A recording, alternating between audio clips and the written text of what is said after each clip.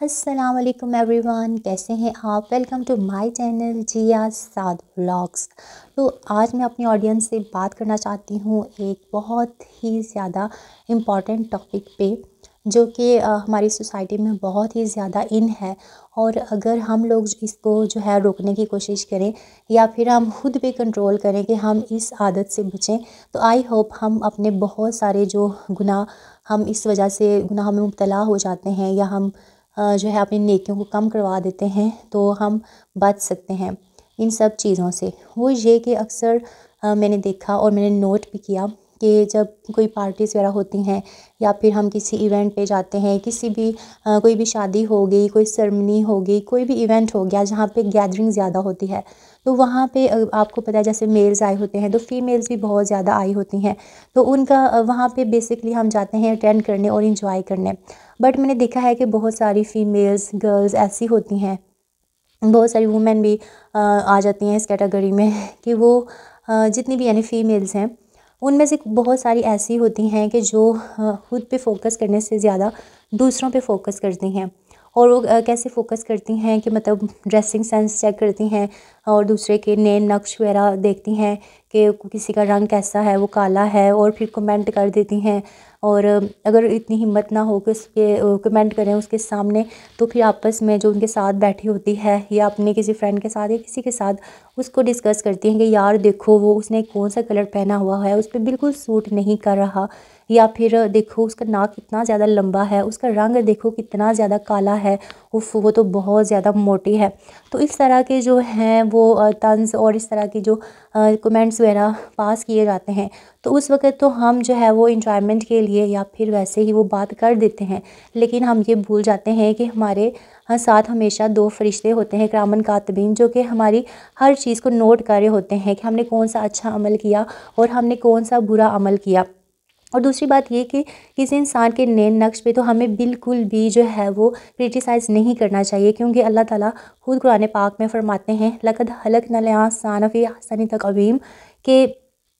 बेशक हमने इंसान को जो है वो अच्छी सूरत में पैदा किया है, उसकी तख्लीक जो है वो हमने अच्छी सूरत में की। तो और जो है इस जो इंसान की पैदाइश है उसको भी प्रॉपर डिस्कस किया गया कि कैसे वो इंसान जो है वो किस तरह से यानी पैदा हुआ।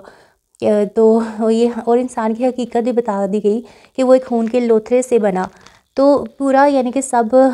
जो है वो सब कुरान पाक में जब वाज़िया बता दिया गया है, तो फिर हमें किसी भी चीज़ पे जो है वो गुरूर या तकब्बर नहीं होना चाहिए कि मैं तो इससे बहुत आला हूँ, मेरा रंग जो है वो गोरा है, या फिर मेरे नैन नक्श बहुत ही ज़्यादा प्यारे हैं, मैं बहुत ही ज़्यादा अट्रैक्टिव हूँ और मैं सब कुछ हूँ और दूसरा जो इंसान है वो मेरे आगे कुछ भी नहीं। तो ये सारी बातें जो होती हैं जब हम सोचने लगते हैं तो फिर हमारे अंदर गुरूर और तकब्बर पैदा हो जाता है। और जब ये चीज़ हमारे अंदर पैदा हो जाए तो फिर हमने जितनी भी नेकियां की होती हैं, जो भी हमने अच्छे काम किए होते हैं, वो सारे जो हैं समझो रायगां चले जाते हैं, क्योंकि तकब्बर जो है वो भी नेकियों को ख़त्म कर देता है।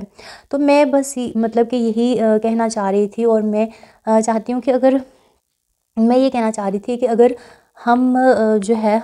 कोशिश करें, हम किसी पार्टी में कहीं पे भी जाएं तो कोशिश करें कि हम खुद पे यानी अपने आप पे फ़ोकस करें कि मैं किस तरह से खा रही हूँ या मुझे कैसे दूसरों से बात करनी चाहिए या मैं किस मकसद के लिए यहाँ पे आई हूँ। तो वो सारी चीज़ें हम अपने माइंड में रखेंगे, तो उसके बाद हम इन सारी चीज़ों से बचेंगे और जो है वो मतलब कि इन सारी बुराइयों से भी बच जाएंगे।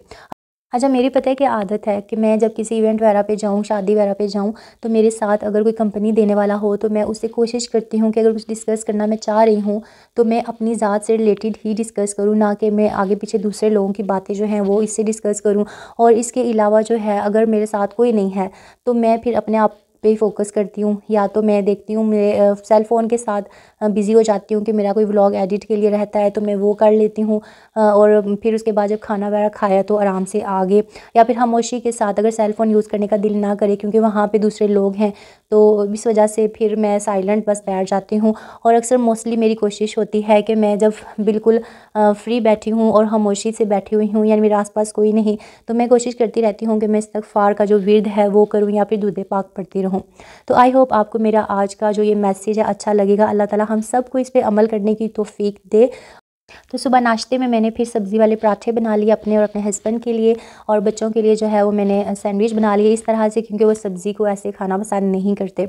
तो आई होप आपको मेरी वीडियो अच्छी लगी होगी, और मिलते हैं नेक्स्ट वीडियो में। तब तक के लिए अपना बहुत सारा ख्याल रखिएगा, दुआओं में लाजमी याद रखिएगा। अल्लाह हाफिज़।